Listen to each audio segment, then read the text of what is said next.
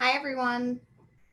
I will start to share my screen in just a minute. There were still some people popping on here, so I just wanted to let people have a chance to come in. I know it's like right around lunchtime, so people are probably running around trying to get something to eat while also joining sessions. So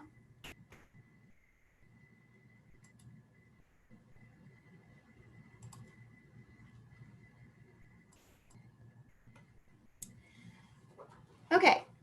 So, welcome to Culturally Responsive Classrooms and Reality Pedagogy. I am Corinne Connor. I'm a staff developer here at the IU. I was originally hired about a year ago to do a lot of stuff with math.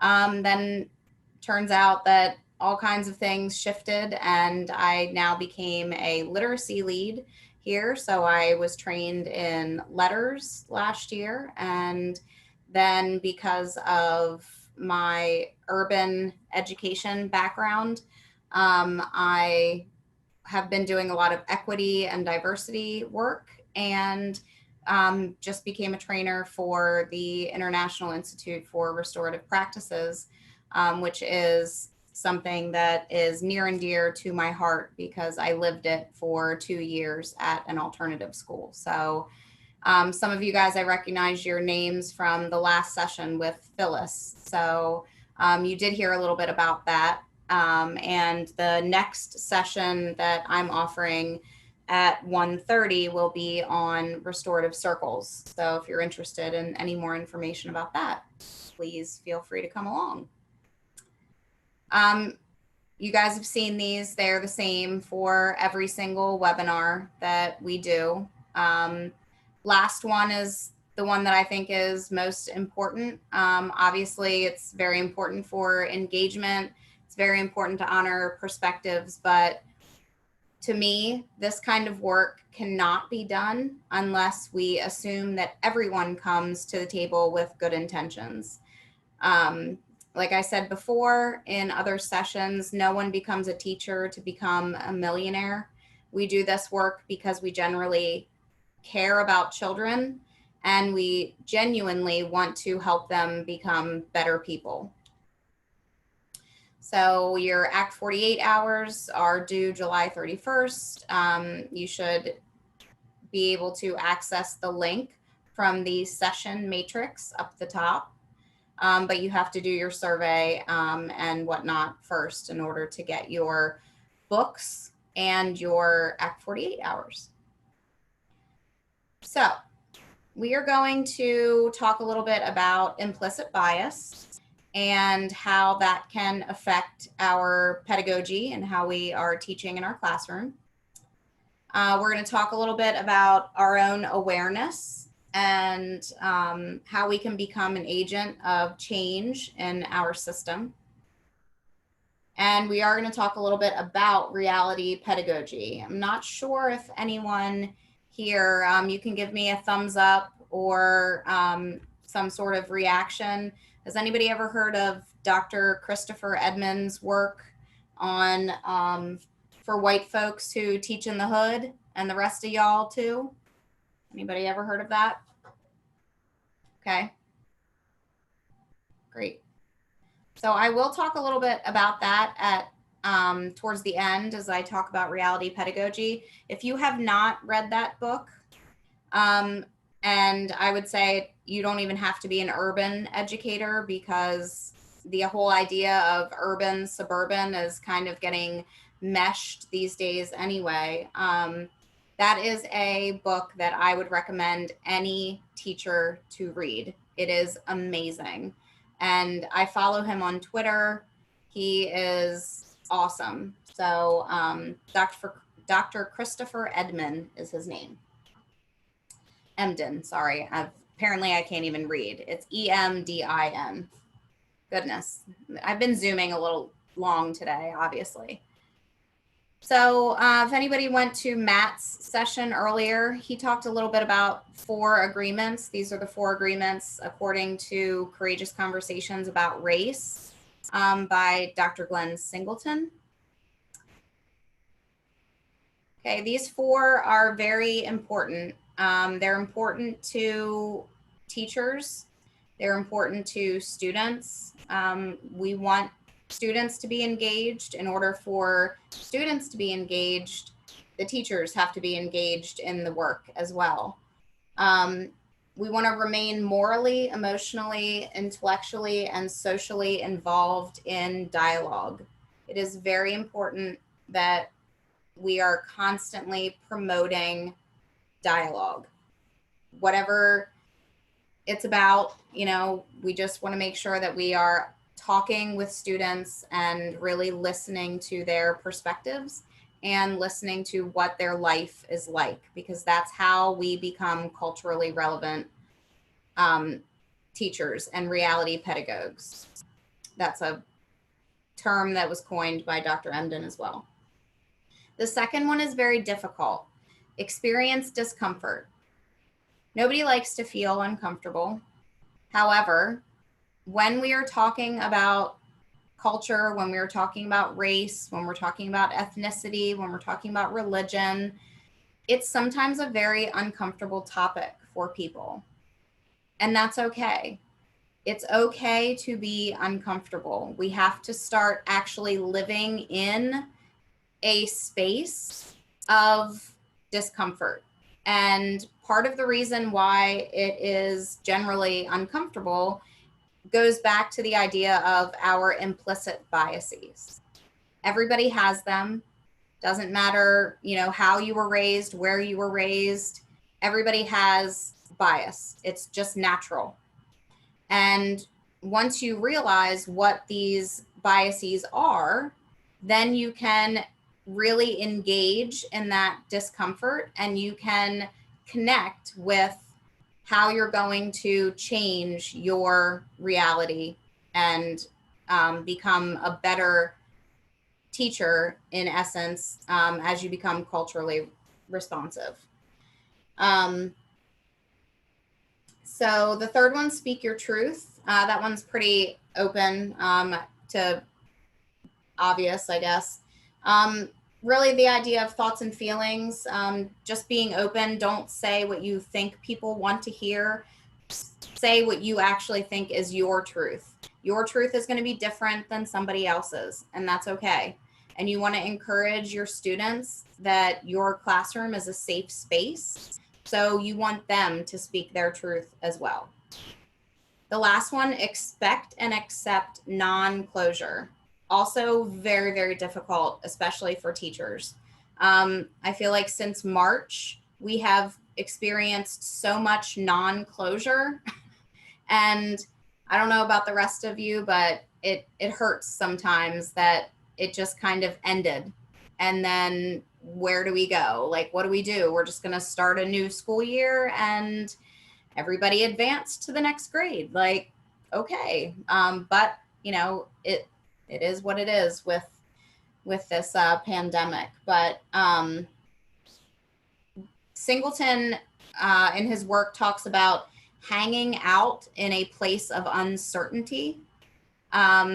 Again, very hard, because as teachers, we want to have the answer. We want to know ahead of time. But in this work of talking about courageous conversations, we want to not always be the person that knows everything, because your experience of how you were raised and your cultural background is going to be totally different than somebody else. And the whole idea is you are learning from people from other cultures so you can know more about how to engage them in education.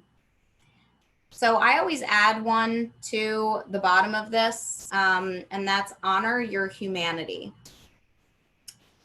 Because we have an implicit bias about, whatever it is, because these conversations can often be uncomfortable, I always tell people to honor their humanity. And if something is difficult to hear, or if you are too uncomfortable in the conversation, it is perfectly okay. If this were a face-to-face session, it would be okay for, you to just get up and walk out, take a break, take a walk, take a minute.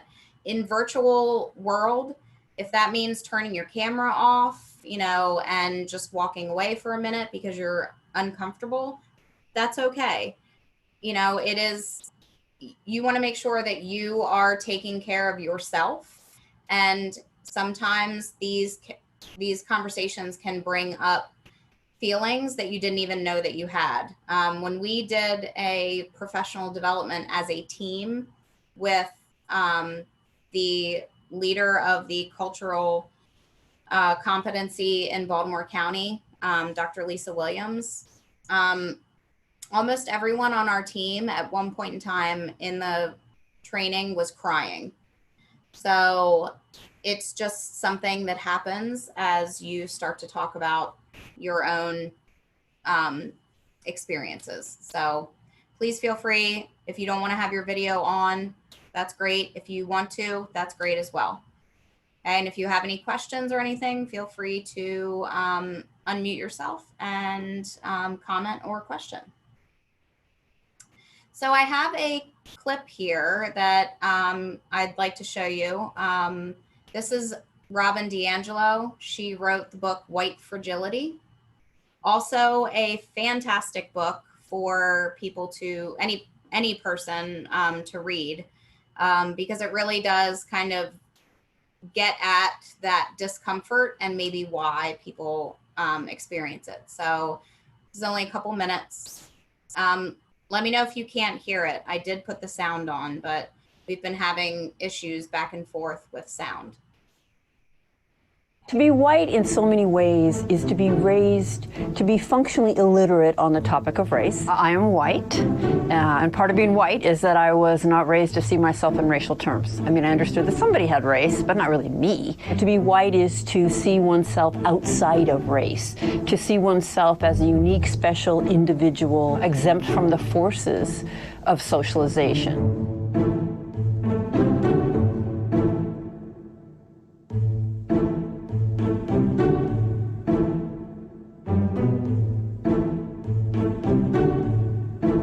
I'll never forget a moment of standing beside a black man leading a workshop on race, and a white woman said to him, "I don't see color." He said, "Well, then how are you going to see racism?" "Because I am black. I do think you know that, and I have a different experience than you do. And you're not going to be able to understand that, and you're not going to be able to support the parts of that experience that are really painful and problematic if you refuse to acknowledge my reality." I don't see color is really a way of saying I refuse to acknowledge your reality. What's important about that narrative is it reveals what the person thinks racism is. So if the person is using proximity, fondness across race as evidence of a lack of racism, in order for that to be good evidence, a racist must not be able to do that. So that rests on an understanding that a racist cannot tolerate proximity to people of color. And I'm hoping that we can see that's pretty absurd, because trust me, even avowed racists can tolerate being around people of color, and often are. You cannot talk about any other issue without talking about how race informs that issue.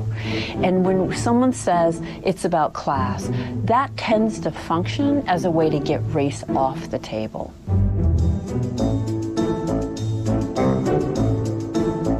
First of all, we're already divided by race. And focusing on race is not what did it. I would say not focusing on race, refusing to grapple with how race shapes virtually everything is what keeps us divided. And that is a very white narrative. All of those narratives function to get race off the table, close the exploration, exempt the person from any further engagement, and protect the racial hierarchy and the white position with it, which is an unequal hierarchy. The challenge I want to offer my fellow white people is changing the question from if to how. So dominant culture asks, if I'm racist. And I want to change that question to how have I been shaped by the forces of racism? How is racism manifesting in my life? Because it circulates 24/7, 365. None of us can be and none of us were exempt from its forces. And this is where individualism can come in. I have a particular story, but that story didn't exempt me. And so I can ask myself, how did all the things I see as unique about me set me up into the overall racist structure? Because it did.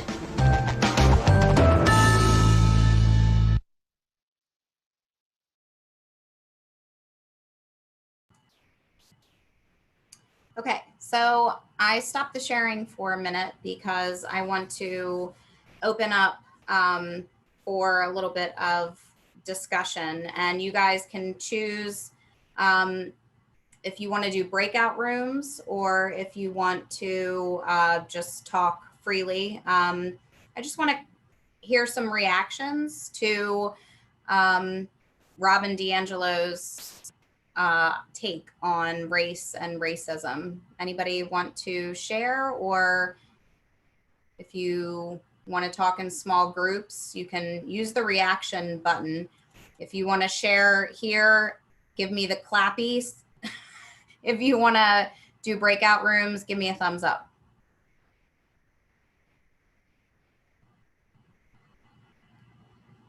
Okay, so looks like most people are clapping to share here. Okay, so does anybody want to start?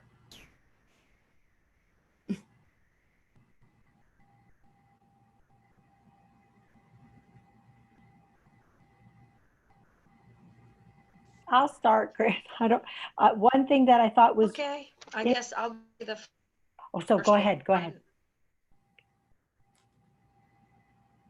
Uh-oh. I think. Go ahead. No, that's okay. You go ahead first. Abby, do you want to go?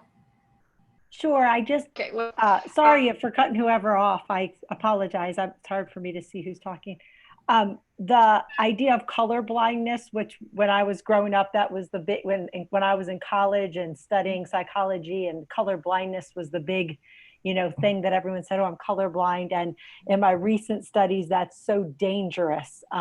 It's actually really detrimental to say that. So I think that was great that she pointed out that as a myth. I liked her idea of that proximity. A lot of people use that as well.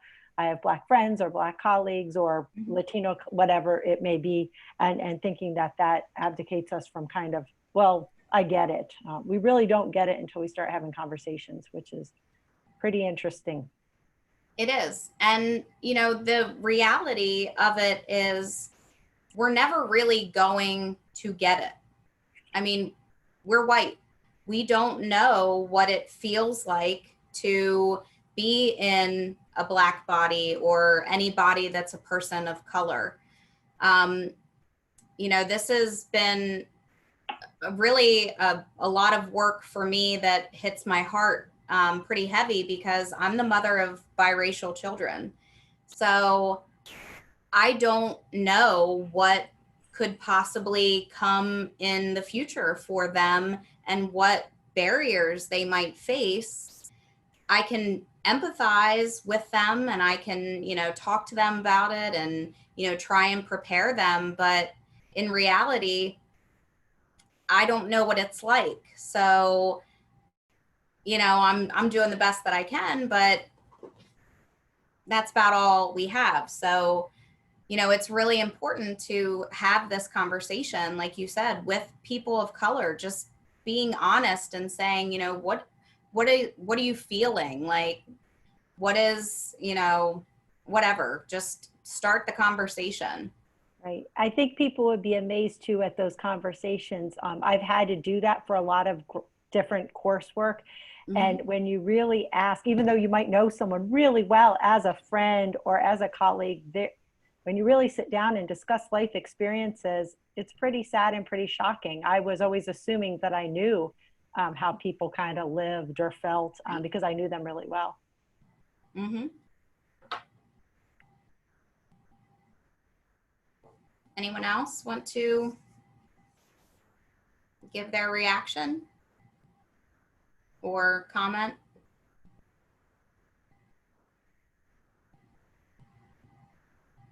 Okay, well, feel free to put things in the chat too as well. Yes. Sorry, I'm reading the chat.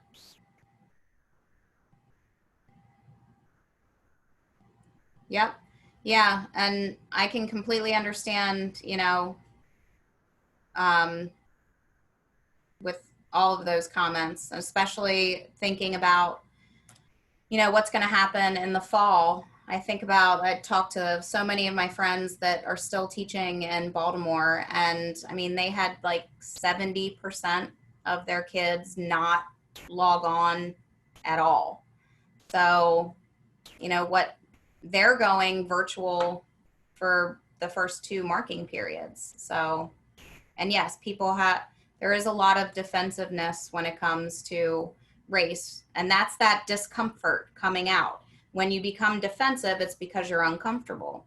And, you know, we have to learn how to best deal with that.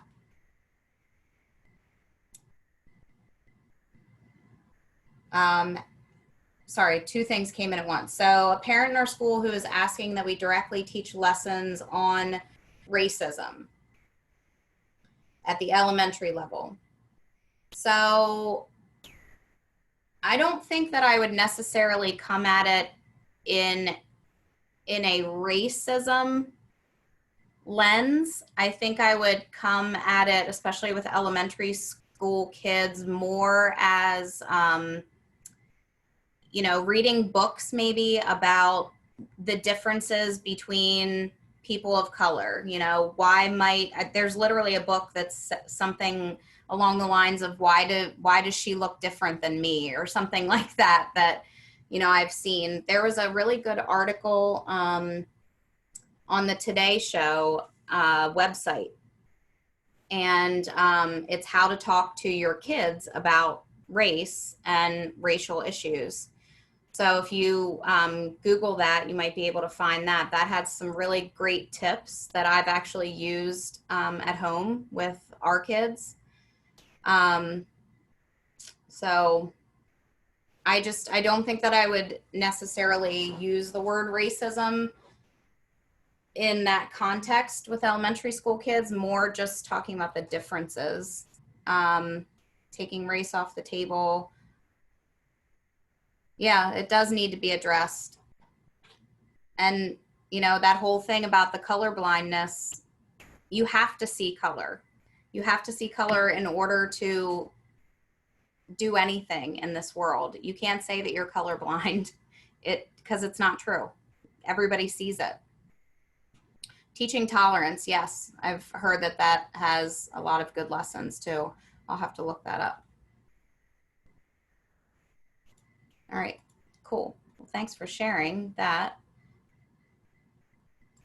Oh, one more, sorry. Yes. Yep. Books, lots of books. I have been reading like crazy. There's a book by the lady that did our equity training, Dr. Williams. She co-authored a book that is called When Treating Children of Color is the Problem, or something like that. I don't remember what the actual title of it is right now, but I probably have it somewhere. It might be at home, but that's a really good book as well when you're talking about, or when you're thinking about how to systematically change, because there's a protocol in there for leadership to talk about race, talk about changing views. So that's a really good book. Okay, so let's go back here. Okay, so this is another point by Glenn Singleton, talking about the 6 conditions for discussion. In the beginning of work when you're talking about equity, it's really important for people to stay within the first two conditions of this protocol. When you're talking about race, again, because it can be something that's extremely uncomfortable and can make people feel defensive, you want to make sure that you are paying attention to the personal, local, and immediate needs of whomever you're talking to. You're talking about this in your lens, and you're making sure that you're listening to their experiences, their reactions. And if it's a conversation about race, it's important to isolate race in the conversation. The idea behind this, the last part of it, the working definitions of race and the presence and role of whiteness, there's actually a protocol in Singleton's work where he has definitions for how you talk, what race is. Race is a socially constructed characterization of individuals based on skin color, culture, etc. Racism is any act that even unwittingly tolerates, accepts, or reinforces racially unequal opportunities or outcomes for children to learn and thrive. The idea of privilege, which Robin DiAngelo brought up, is the right or advantage that's given to some people and not others. And whiteness is the component of each and every one of ourselves that expects assimilation to the dominant culture. So when our nation was created, who was it created by? White men, right? When they created our school system, who was it created by? White men. So when you think about systematic change, it's really, really important for us to really think about, what does our society look like now? Does it look like it did in 1776? No, not at all. So we have to start thinking about how we can change our classrooms to actually reflect the faces that are looking back at us. And that's where cultural relevant classrooms come into play. So I found some really cool videos, and I just wanted to share them with people. I hope that you don't mind, but this is actually the ISTE conference in Philadelphia. This is a really short little message that this woman did, who is a teacher, and I just had to put this in here because I thought that she really nailed it with what she said. So it's like 3 or 4 minutes.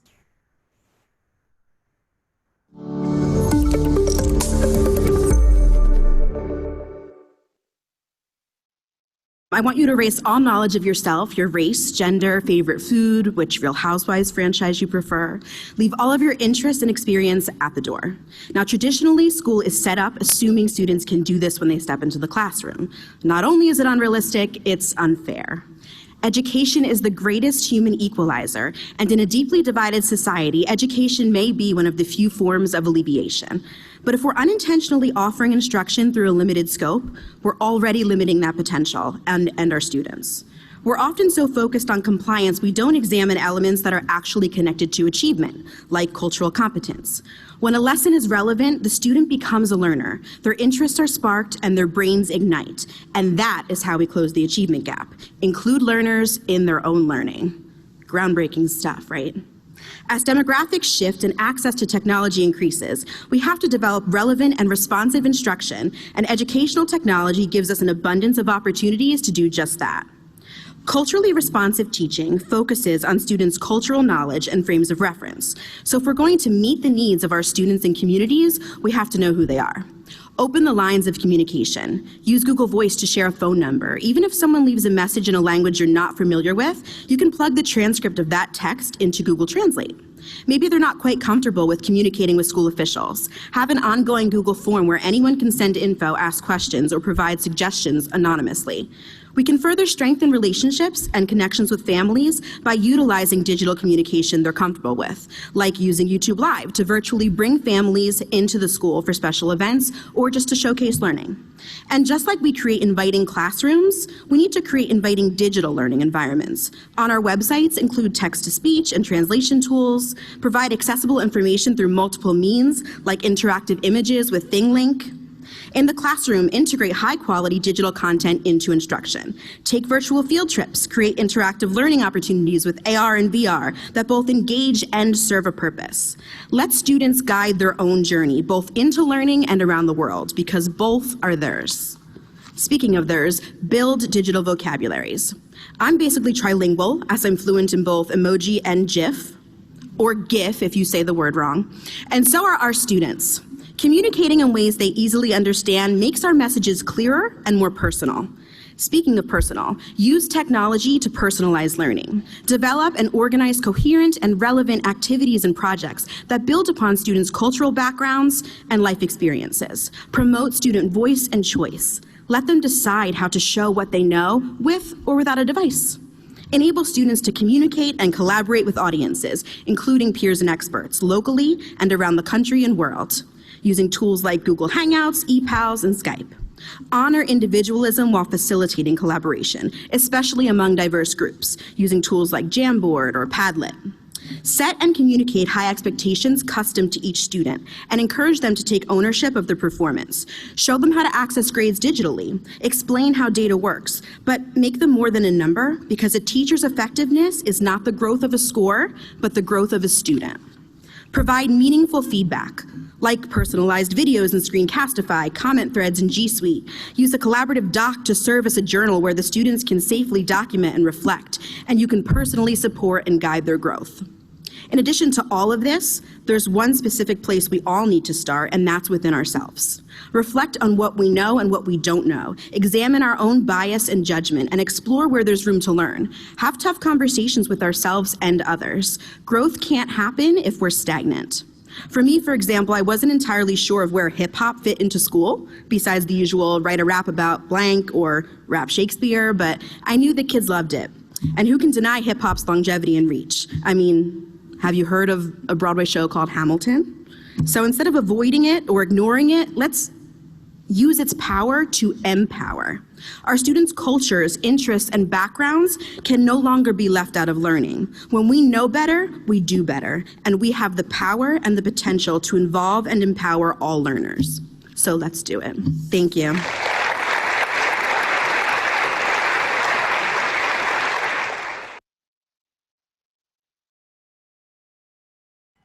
So, I mean, she really said pretty much everything that I've read in a lot of the cultural relevant teaching research that I've done. And when we start talking about the reality pedagogy, she was speaking about the hip hop.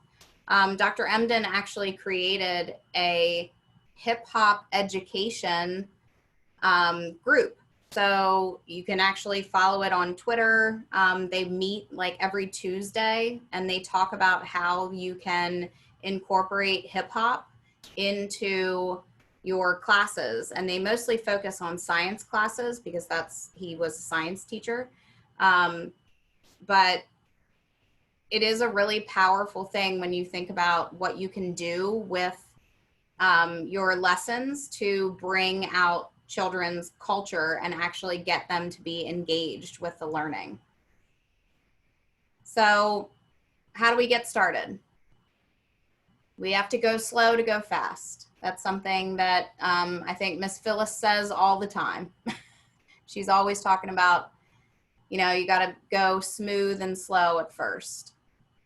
I encourage you to read books that are about race and equality, so you can have less of that discomfort. I feel like when you're educated about a topic, it becomes less uncomfortable because you feel like you have empowered yourself to know about what you're talking about. So talk to people about race. You know, Abby, you had mentioned this before about having those conversations with people and figuring out, you know, how you can best help your students through education and what you can do in your classroom specifically. Has anybody ever heard of Project Implicit from Harvard? Okay, if you've never taken the quiz, it's actually about implicit bias. It is linked in here, and the slide decks are hyperlinked into the session matrix. So I encourage everybody to take the quiz and just see where you are. You might be pleasantly surprised, or you might just be surprised and be like, oh, wow, I didn't know that I even thought that. So pretty eye-opening. Talk to your students. Ask what they like. Ask how they want to learn. I mean, if we go back to school, you know, if we do a face-to-face, if you're in a district that's doing that at all, you're going to have smaller sections of people. So you could possibly have more interaction with them that you can make it more personalized. If it's virtual, you can work on, you know, talking to maybe groups of students via Zoom or Google Hangouts or whatever your platform is. Always listen with an open mind. Very important that you never close your ears to what somebody is saying. No matter if you think that you already know or not, they might tell you something that you had no idea. And Zaretta Hammond is the author of this other book that's really good. It's Culturally Responsive Teaching in the Brain. So this is another good resource. And when you're just getting started in this work, she has a very quick, like, I think it's 3 or 4 examples. When you're planning a lesson, try and incorporate a couple of these things that are engaging for students, and you will bring out that cultural relevance for them. So biggest piece here is all of this is fine and dandy and is wonderful, but it's not going to work unless you build meaningful relationships with your students. You can have the most engaging lesson ever that you thought, you know, you spent hours doing and you thought it was the greatest thing since sliced bread. And then you give it and it's just kind of like, wah, wah, what happened? Well, part of it was it probably was engaging to you because that's maybe how you learn or what you find interesting, but it's not what they find interesting. So making true relationships with your students, talking to them about their life experience, sharing your own life experience with them if you're comfortable doing that. I mean, obviously you don't have to tell them everything, but you know, just sharing parts of yourself, talking about your kids if you have any, or you know, your family, your pets, you know, maybe things that you have in common with kids, you know, places that you've maybe traveled that they might know, you know, something about. So just any kind of conversation that you can make that makes that connection is really important to making this work really work for teachers. So reality pedagogy is Dr. Emden's his basis of all of his ideas on urban education.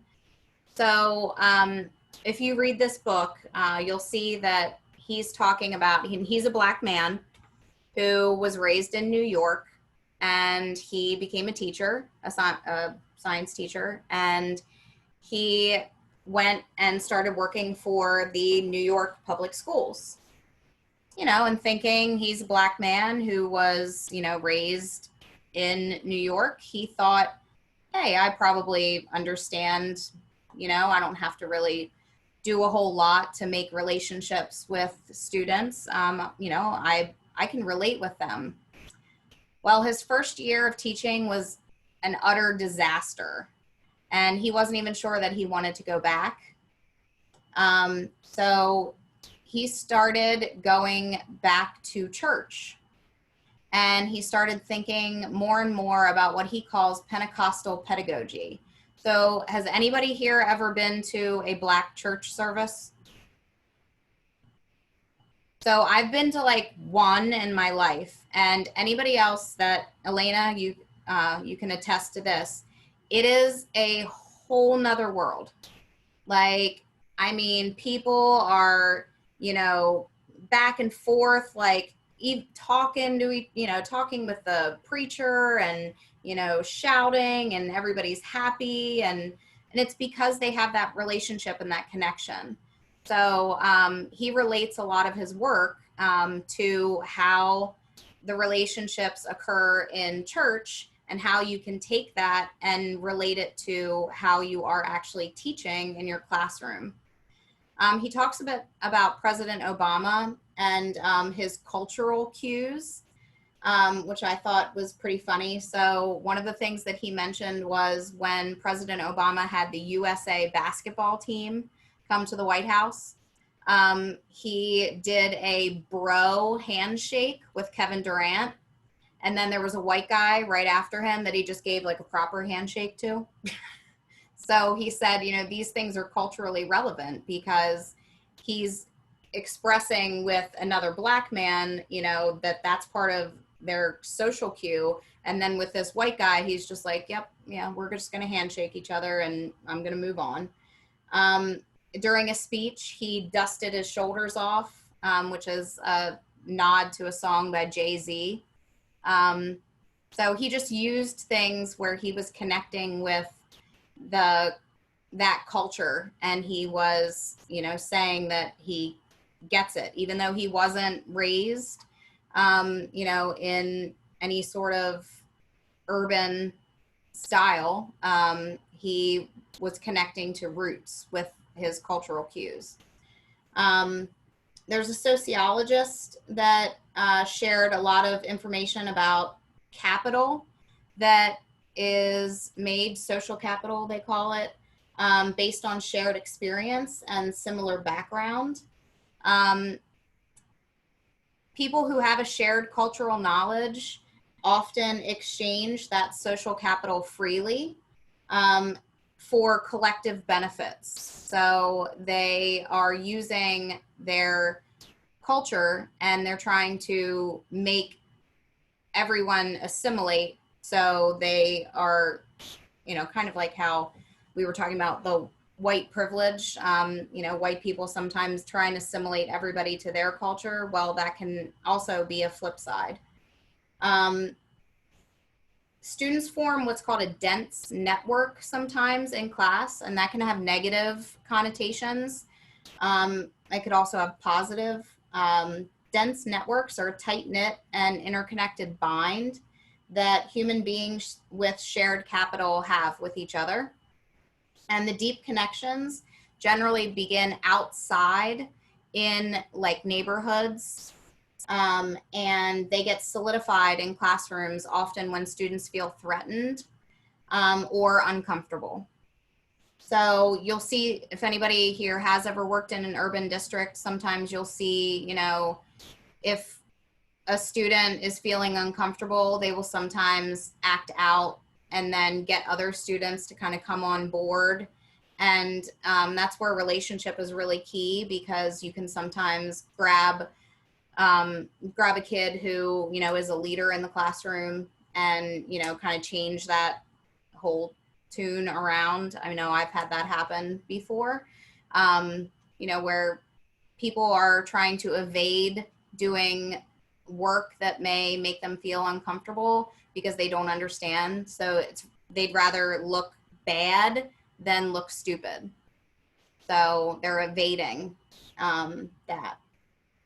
So this need for solidarity to overcome cultural divides between student and teacher often can make for a environment where there isn't as much trust. So again, relationship is important because you have to facilitate that trust and cooperation, because you don't want the dense network to cause negative consequences. You want them to be positive consequences, and you want that engagement to occur.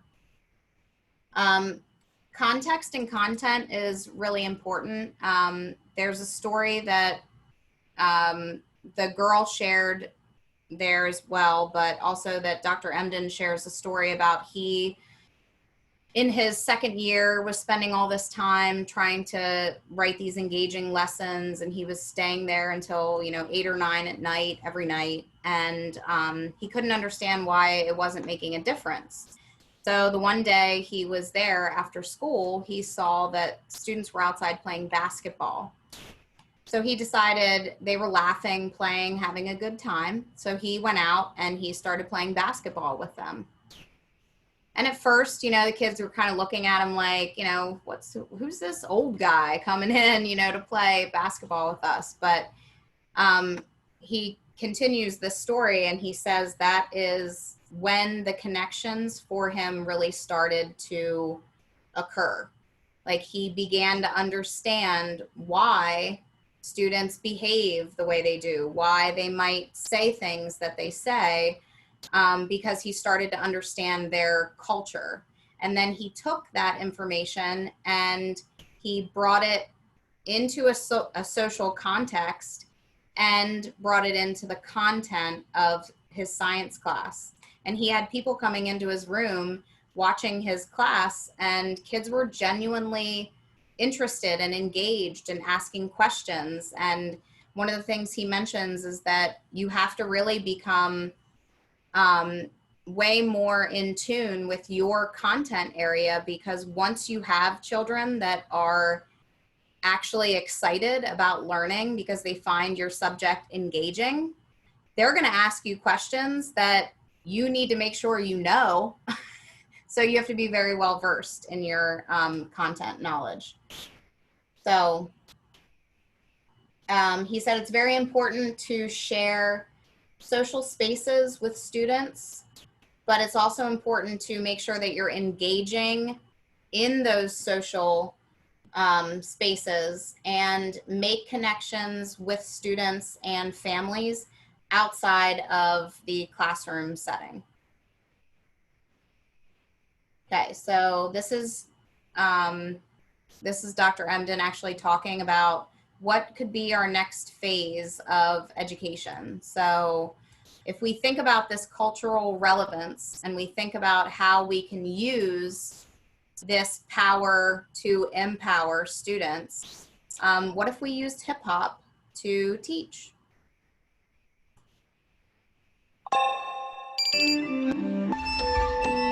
I'd like to be able to sit in a space with the Secretary of Education and say, listen, I know you're well-intentioned, but what you're doing isn't working.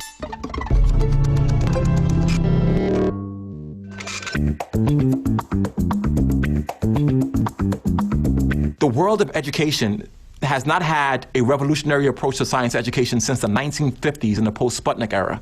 So it hasn't worked, and that's why we need something new. We've tried changing curriculum. We've tried changing standards. We've tried electing new presidents. We've had No Child Left Behind. We've had Race to the Top, Race Around the Block, All Children Left Behind. I mean, we've had all these ridiculous ideas that are well-intentioned about how to improve education. But the only thing that we have not had a concerted focus on yet, we haven't focused yet on the culture of young people. And I argue that this is the last hurrah. Everything else has not worked. So let's focus on using culture as an anchor for instruction, because if this doesn't work, then we're doomed. I'd like to be able to sit in a space with the Secretary of Education and say, listen, I know you're well-intentioned, but what you're doing isn't working. If you just teach the teachers about their content and you don't teach them how to understand the culture of young people and understand the realities of young people, we're creating a whole new cadre of teachers who will go into classrooms and still be ineffective. I want to talk to people who are recruiting teachers from some affluent backgrounds and Ivy League institutions into urban schools to say,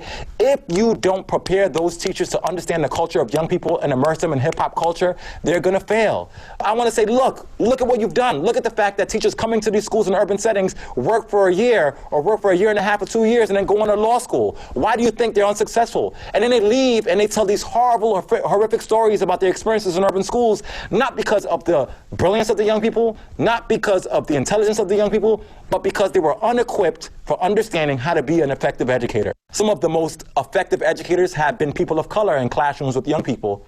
But some of the most ineffective educators have been people of color in classrooms with young people because they have an inherent expectation or a belief that they understand the culture. Do not ever take for granted that you understand the reality of a young person. My favorite hip hop artists are Tribe Called Quest and De La Soul and I grew up in an era where I have a certain brand of hip hop that I love. The young people that I deal with every day and work with, they are hip hop culture as well, but they have the artists that they attune themselves to.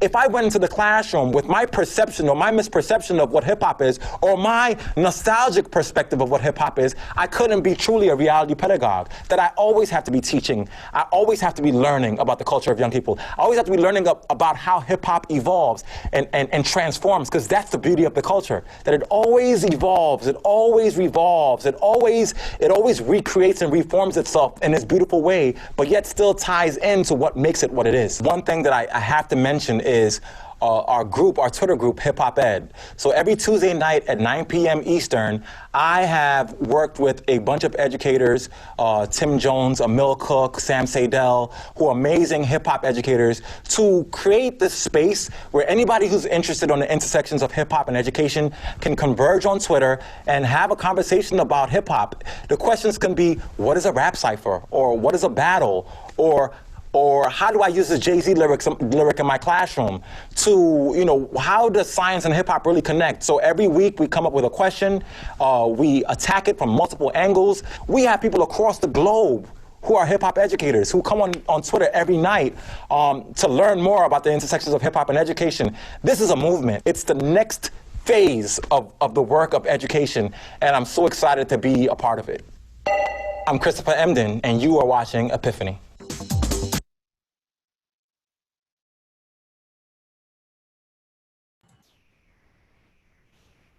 So imagine that you are in a classroom and you actually have kids that are super excited, as excited as he was. You can find YouTube videos of him actually going into classrooms and listening to these hip hop battles and listening to these kids rap about physics, rap about, all these crazy science things. It is really, really powerful and awesome. So I encourage you to look that up on YouTube because it's pretty cool. So final thoughts here about your classroom. And this is, you don't have to share out. This is just for you to kind of think about. How much do you know about the culture and community of students that are in your classroom? A lot of teachers don't live sometimes in the places where they teach.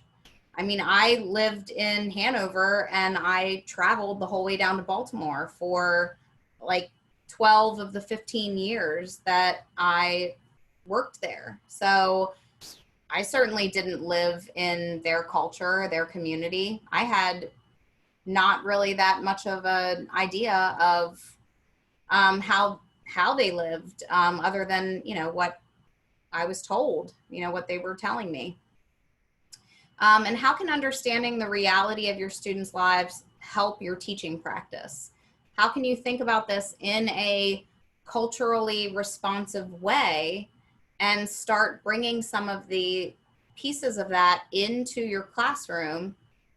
Or, depending on whatever, if you're reading specialist or an interventionist, you know, how can you use this information to make better relationships with kids and then engage them more in school? So just some thoughts there at the end. So this is, again, the evaluation slide that we have to put up, and the link to the day 2 stuff. I'm going to stop the sharing. Oh, I see that somebody put a comprehensive list of children's books on anti-racism. Thank you. That's pretty awesome. Thank you so much. Does anybody have any final thoughts, comments, questions, anything that wasn't addressed that you maybe had a question about? You can always feel free to email me as well.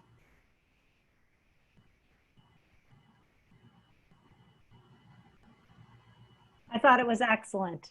Thanks. Thank you. And I love the idea, because we are all working in different schools with different cultures, but I love his description of like the culture of youth. What does that look like? And I liked how the YouTube speaker also talked about like relating to kids where they're at, using the tools that they're using. So having, you know, maybe it's not hip hop if that doesn't work for your students, but maybe whatever is culturally relevant to them. Right. So maybe, I really like that. Maybe you're Snapchatting, like, yeah, you exactly. know, or Twitter conversations, Twitter conversations. or anything where if they're engaging and they're responding back to you in that way, there is engagement there. So it's really powerful. Really like that. Thank you. Absolutely. Out of all of the books that you recommended, and you recommended quite a few, would you say Christopher Emden's book is the one that you would go toward if you had to pick one title after this? Well, it kind of depends on what you're looking for. If you're specifically looking for the cultural relevancy for a classroom, that would probably be the Zaretta Hammond book. Okay. Like if you're looking for, that's the culturally responsive teaching and the brain. She has stuff in there on how you bring it into a classroom. If you're just trying to kind of wrap your head around like the culture of kids and, you know, where we could go from here, I would say reading Dr. Emden's book is, it's a really easy read too. And I don't know if you have Audible, but if you have Audible and you download that book, I don't think it's him reading it, but whoever is reading it has like the smoothest voice ever. Like I was listening to it at the pool. I was like, I could, wow. I'm like, this is nice. Whoever it is that's reading it, I'm not sure if it's him. It didn't sound like his voice, but that's a great book. So, and feel free to reach out. I have many more books that people could read. Is anybody here from Central, perchance? Okay, because I know when we were in a session, one of the Central teachers said, stop telling Dr. Grove about all these books that you guys like to read, because he just wants to keep having us do book studies. I was like, sorry. So, all right. Well, if you guys need anything, please reach out. Thank you again so much for joining us, and I hope to see you soon. Thank you.